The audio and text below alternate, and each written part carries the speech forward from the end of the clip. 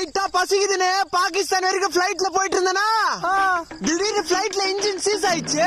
அப்புறம் உடனே யூரின் எனக்கு பாஸ் ஆயிடுச்சு. ஐயோ பிளைட்ல எல்லாருமே பயந்தானுங்க. யாருக்குமே அங்க மூளை வேலை செய்யல. நான் மட்டும் என்ன பண்ணேன், பிளைட்ல எல்லாருமே சாவணும்னு விதி. அவனை அங்கிருந்து குதி வந்து மாட்டினா பாரு.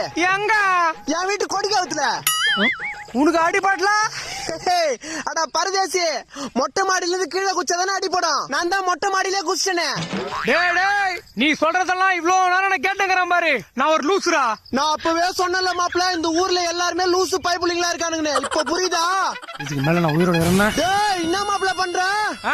மொட்டை மாடில இருந்து கீழே குதிக்கிறேன். ஓ, உங்க வீட்டு கொடிக்காயிரு கீழே இருக்குதா?